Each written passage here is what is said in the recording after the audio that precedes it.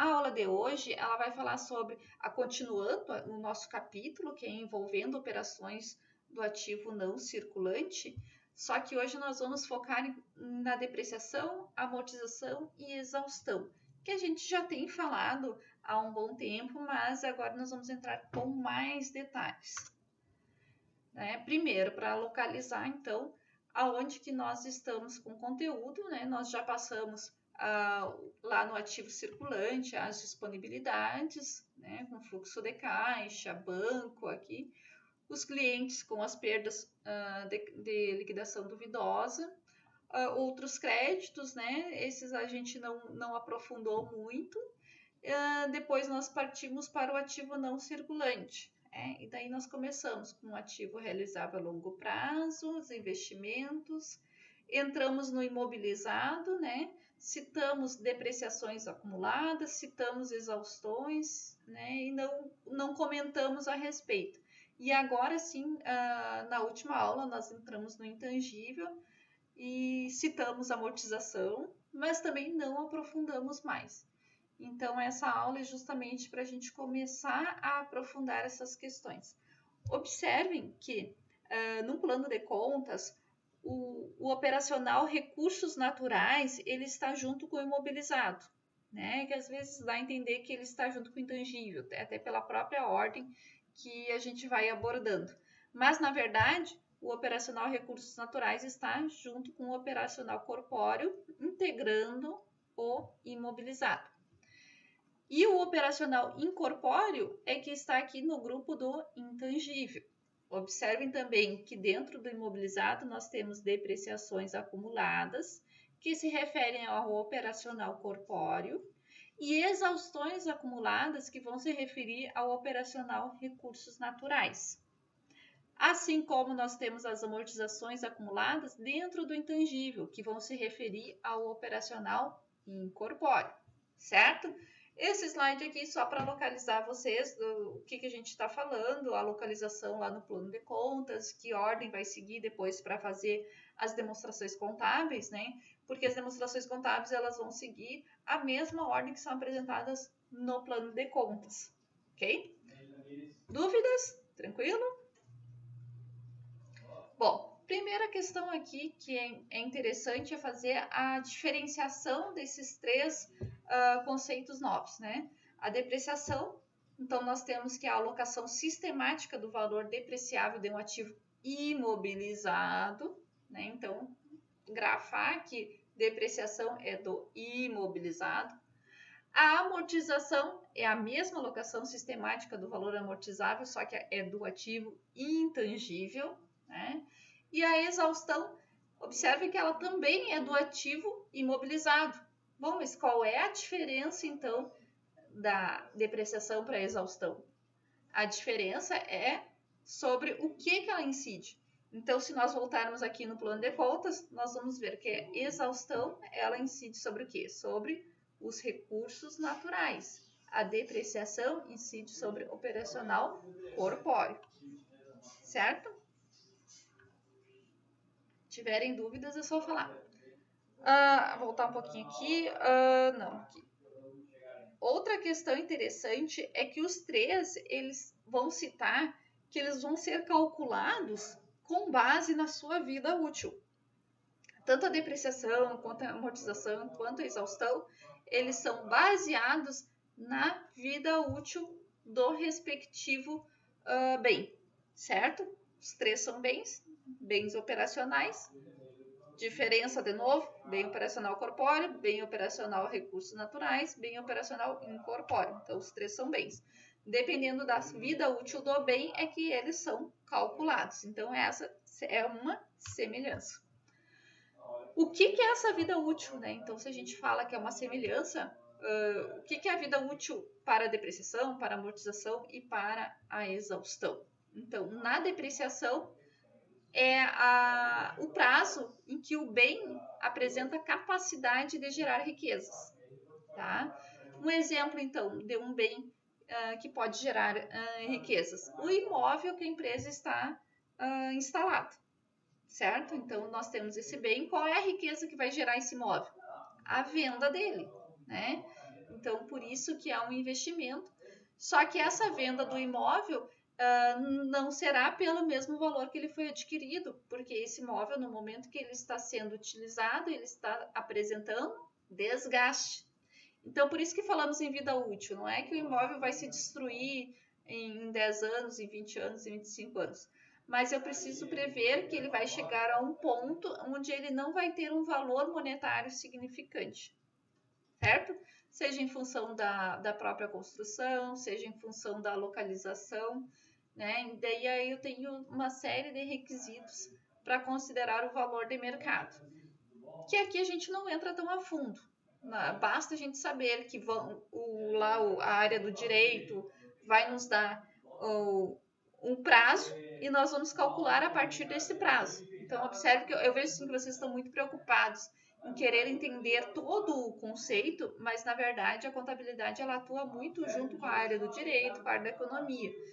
E a contabilidade ela vai calcular com base no que, por exemplo, a área do direito está determinando que a contabilidade faça. Então, por exemplo, o prazo ele pode ser dado por um perito, né? Então, daí sim, a não ser que você seja o contador perito, né? Aí sim você vai precisar se aprofundar. Mas se não for o caso, esse prazo ele já vai ser dado e a função do contador será apenas contabilizar com base nesse prazo determinado. A amortização. A amortização também, né? Ela vai ter uma previsão de durante quanto tempo aquele ativo vai gerar fluxos de caixa, vai gerar rendimentos, né? Então, também não deixa de ser a capacidade de gerar riquezas, porque eu posso pegar uma marca e vender essa marca, por exemplo, né? Estou gerando riqueza. Eu posso ter uma outra empresa e vender essa marca ou cobrar royalties por esta marca, né? Pelo uso da marca, como se fosse um aluguel. Então, tudo isso são formas de gerar fluxos de caixa positivo, certo? O que é fluxos de caixa positivo? Entrando dinheiro no caixa da empresa, ok? E a exaustão? Bom, a exaustão ela é um pouquinho mais complexa, não por causa do seu conceito, não por causa dos seus cálculos, mas em função de que ela é mais rara da gente visualizar, né? Então, é algo que não ocorre com tanta frequência quanto a depreciação. Então, a exaustão é por isso que ela se torna um conceito mais longe de ser absorvido. Mas como trazendo para cá com essa comparação com a depreciação e amortização, vocês vão ver que ela vai ser bem fácil de assimilar o conceito em função dos conceitos de depreciação e amortização. Então, qual é o prazo que a exaustão vai ter? É o prazo de concessão. Concessão de quê? Bom, por exemplo, eu posso ter uma concessão, uma licença para explorar um recurso natural, tá? Essa licença ela foi dada por uma concessão governamental. Então, quanto tempo eu tenho para explorar esse recurso natural? Eu tenho 10 anos, então eu vou calcular a exaustão com base nesses 10 anos, tá? Outro exemplo, na relação entre o volume de produção do período e a possança, né? O que seria essa possança? Essa possança seria a quantidade de produção, aliás, seria o total que eu consigo extrair, por exemplo, de uma mina, né? Então, essa mina ela me dá X toneladas, né? Então, eu faço esse cálculo do que essa mina pode me dar. Com base nisso, eu tenho que calcular o quanto que eu consigo extrair dessa mina. E com base nesses cálculos é que eu vou calcular a exaustão. Outro recurso natural, por exemplo, são as florestas, né? E daí eu vou ter que fazer a relação entre as florestas, entre as árvores extraídas e o volume total da floresta. Então, é sempre a relação, assim, a capacidade que a empresa tem de extrair o recurso natural, de utilizar o recurso natural e o que o recurso natural tem para oferecer, porque o recurso natural ele não é infinito, ele é finito, né? Então é sempre essa comparação que eu preciso fazer. Então, lá na depreciação, eu vou calcular o quanto que esse bem se deprecia, porque esse bem um dia vai acabar, né, por uso ou até por estar obsoleto. E na exaustão é o quanto que esse recurso natural ele pode me gerar de lucro, por quanto tempo, né? Ou a medida de se eu fizer a exploração mais rápida, esse recurso natural ele vai se extinguir mais rapidamente. Se eu fizer uma exploração mais lenta, esse recurso natural vai ter um prazo maior. Então, por isso que tem essa relação. Certo? Dúvidas? Tranquilo? Depois nós temos, então, como que seriam esses lançamentos contábeis. Né? Observe que vai ser ter uma conta a débito, que é uma conta de despesa. Então, vai ser despesa com depreciação, ou amortização, ou exaustão. E vai ter uma conta a crédito, que é uma conta lá do ativo. Lembram onde está essa conta? Depreciação acumulada, amortização acumulada, exaustão acumulada? Ó, ela está exatamente aqui, ó. E ela tem um sinal negativo na frente, porque ela sempre será creditada. Então, lá no imobilizado por ser ativo, é uma conta de natureza devedora. Então, essa conta que é retificadora, ela vai ter a natureza invertida, ou seja, a natureza será credora. Então, por isso que eu vou sempre creditar essas contas retificadoras do meu ativo, tá? Então, voltando aqui para o lançamento, observe que eu tenho crédito de depreciação acumulada, e daí eu já coloco o sinalzinho na frente, que é para que vocês lembrem, né? E a débito, claro, né? Lembrando que débito e despesas também, a despesa normalmente é debitada. Então, é outra sugestão aqui para gravar, que eu vou sempre debitar as despesas e vou creditar as retificadoras. Certo? E daí nós temos o histórico, né? Cota de depreciação, por que uma cota? Porque é só uma parte da depreciação total que eu estou lançando naquele período. Então, cota de depreciação do bem tal referente a esse exercício, né? Amortização, mesma coisa, só muda ali a amortização e o bem. A exaustão, mesma coisa, só muda a palavra exaustão e o bem, certo? E daí nós vamos então para os métodos de depreciação. Então, nós temos o método linear, que é aquele que a gente já aprendeu lá em contabilidade introdutória e que nós comentamos em custos, né? Quando a gente vai resolver ali os métodos, vocês, não sei se vocês lembram, mas no último exercício havia o método linear e havia um outro método também que nós vamos ver adiante. O método linear, ele é conhecido por ter taxas constantes. O que são essas taxas constantes? Essas taxas constantes, ela mantém o mesmo percentual todos os anos até que termine até que deprecie o valor total do bem. Então, por exemplo, eu faço uma regra de 3, onde 100% é o tempo de vida útil do bem, né? E a partir dessa relação, eu vou ter a taxa de depreciação ao ano.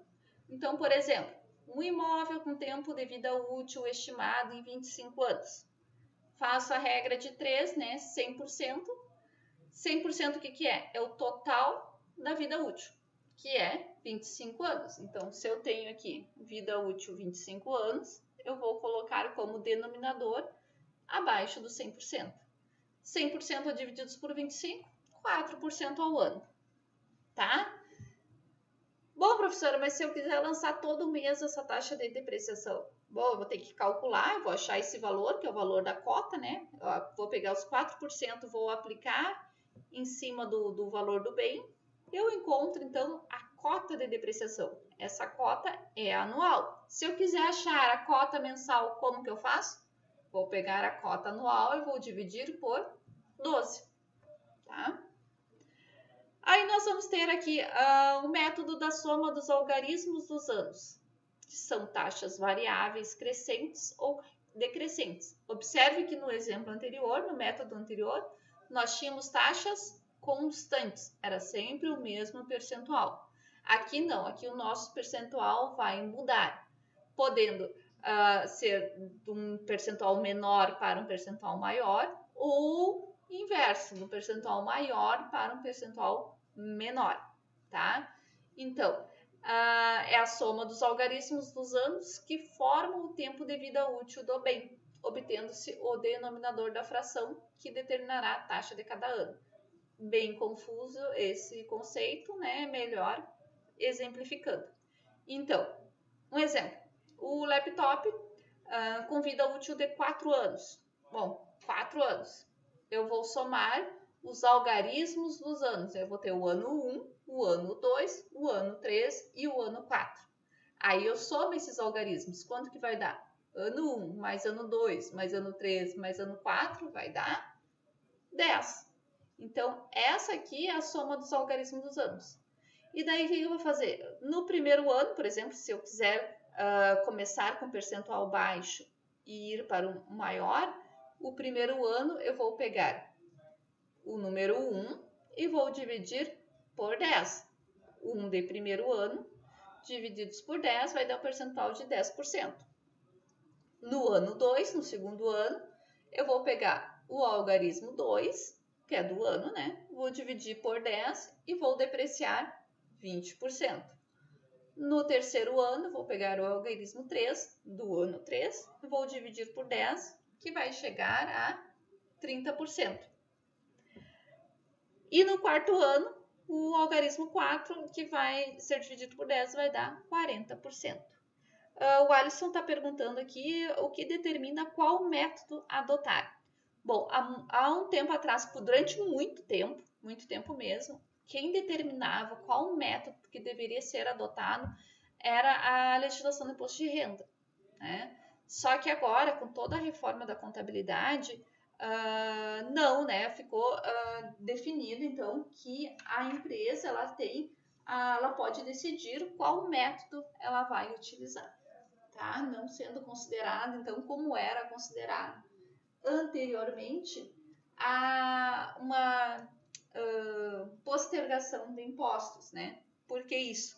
Porque, por exemplo, se eu pego esse método aqui e utilizo no primeiro ano a taxa maior, eu vou ter um desconto maior de impostos, mas no último ano isso se inverte, certo? Depois, nós temos o que ali? Nós temos o inverso. Se eu quiser utilizar, então, a maior taxa no primeiro ano, o primeiro ano eu vou dividir por 4, que é lá do quarto ano, tá? Então, aqui podem verificar que está invertido. E daí eu chego aos mesmos percentuais, só que, porém, utilizando agora o maior percentual no primeiro ano e o menor percentual no último ano. Entendido? Observem por que é 4, né? Porque a vida útil é de 4 anos. Tá? Por que é 10? Porque eu estou somando o algarismo de cada ano que eu vou depreciar.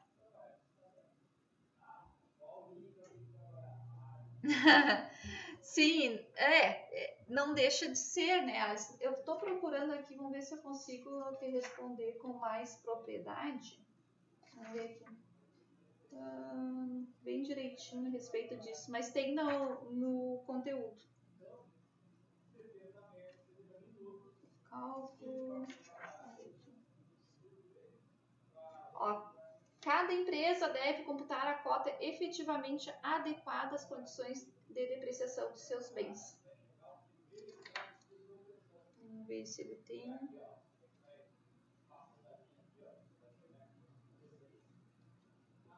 Depois eu posso passar para vocês a legislação direitinho. Mas ele fala isso. Ó, encontrei. Então, aqui ele diz assim que com o advento da Lei 11.638 de 2007, então as regras para fixação do prazo, bem como da taxa de depreciação, que até então era definida pelo fisco, né, pela fiscalização, pela Receita Federal, agora é definida pela empresa. Agora, o que prevalece para determinar é o prazo de vida útil econômica e não a vontade do fisco. Claro que não se pode aceitar coisas mirabolantes, né? Então, no momento que o ideal é que tu sempre comprove que tu necessita aquela depreciação, aquele valor de depreciação. Então, deixa eu ver aqui. É isso aí. Não a vontade do fisco, tá? Fica bem claro. Pode ser um planejamento? Pode ser um planejamento, mas não como uma coisa muito absurda. Podemos ter aqui, por exemplo, esse laptop, né? Um laptop, ele deprecia mais no primeiro ano ou mais no último ano?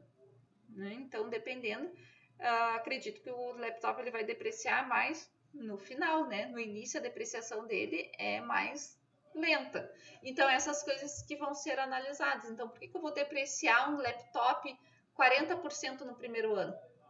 É porque eu estou fugindo dos impostos ou porque esse laptop tem alguma característica que realmente ele vai perder esse valor de mercado logo no início, né?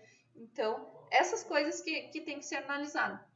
Dificilmente vai cair numa fiscalização, se bem que agora, com tudo informatizado, né, os balanços eles estão todos informatizados, a contabilidade ela é digital, os dados eles têm, pode ser utilizado um programa que rastreie esse tipo de prática, né? Acho que vai chegar lá um dia. Ainda, acho que hoje ainda é difícil, acho que ainda não estamos tão avançados assim na fiscalização preventiva, né? Bom, o outro método é a respeito do método das horas de trabalho. Então, a taxa de cada período é calculada proporcionalmente ao número de horas trabalhadas no período. Esse aqui nós vimos um exemplo em custos também, né? Então, por exemplo, uma máquina com vida útil estimada de 1920 horas trabalhou 96 horas em determinado período. Chega a ser meio engraçado uma máquina ter vida útil, né? Mas, na verdade, aqui ele fala exatamente isso. A vida útil, o que é? É o tempo que as condições que essa máquina consegue trabalhar sem ter um desgaste total ou que o seu desgaste não seja tão grande que não compense com o conserto, né? Que o conserto seja maior do que a aquisição de uma máquina nova. Então, o cálculo vai ser da mesma forma. Eu tenho o 100%, que é a vida útil da máquina, né? 1920 horas. E tenho 96 horas, que é o que ela trabalhou no período. Que período é esse? Pode ser o mês, pode ser o ano. Então, aqui eu acho o percentual de acordo com o período que eu estiver trabalhando. Aqui no caso, 1920 divididos por 96, eu cheguei a 5%. Ok? Depois nós temos o método das unidades produzidas. Então, é da mesma forma que as horas, só que agora a capacidade da máquina é de acordo com a capacidade de produção em unidades e não em horas, certo? Então, essa máquina ela tem a capacidade de produzir 50 mil unidades. Depois disso, não vai funcionar mais. E a empresa, a máquina, produziu 200 unidades em determinado período. Então, vou pegar o total das unidades, vou dividir pelas unidades do período e vou chegar ao percentual. Ok? Certo? Dúvidas?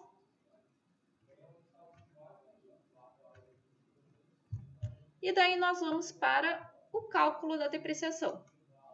Então, observem que essas cotas de depreciação, elas são anuais, né? E se eu quiser chegar no valor mensal, basta dividir por 12. Além disso, a cota de depreciação, observe que eu estou falando só de depreciação agora, né? A cota de depreciação ela pode ser normal ou acelerada, dependendo do coeficiente aplicado. Então, quais são esses coeficientes? São trabalhados 3 coeficientes, 1, 1,5 ou 2. 1 para um turno de 8 horas, 1,5 para 2 turnos de 8 horas e 2 para 3 turnos de 8 horas de operação, tá? E daí tem um exemplo. Então, um bem cuja taxa normal de depreciação é de 10% ao ano, no ano de X1, operou durante 2 turnos de 8 horas cada diariamente. Então, observem que foi durante todo o ano de X1 que operou 2 turnos, tá? Então, tinha 2 turnos de funcionários, a máquina, sem parar de trabalhar, trabalhava 16 horas. Então, ela tem um desgaste maior. Então, para esse caso, para esse desgaste, que é de 2 turnos, é aplicado o coeficiente de 1,5. Ou seja, a taxa que era de 10% ao ano, eu vou multiplicar por 1,5, vai dar 15% ao ano, ok? Ah, professora, mas isso aí vai dar uma despesa maior de depreciação, tudo. Sim, mas lembrem que daí não vai ser depreciado durante todo o período da vida dela, é acelerado. Então, o valor a ser depreciado, ele vai acabar antes, tá? Não sei se vocês me entenderam. Então, uma máquina que deprecia 10% ao ano, ela tem a vida útil de 10 anos. Se ela for depreciar 15% ao ano, claro que eu não vou depreciar durante 10 anos. Eu vou depreciar durante menos tempo, certo? E daí agora sim nós vamos para os métodos da amortização. Tá? Isso mesmo, tempo de vida útil é menor. Mas ele fica menor porque ele foi acelerado, né? Só esse detalhe. Aí nós vamos para os métodos da amortização, que também tem o método linear, o método da soma dos logaritmos dos anos e das unidades produzidas, assim como na depreciação. Então, acho que nem vale a pena comentar de novo, porque vai ser a mesma coisa, só troca o bem, no caso, né? Que em vez de ser um bem corpóreo, vai ser um bem incorpóreo. Ok? Certo, pessoal? E daí? Dúvidas?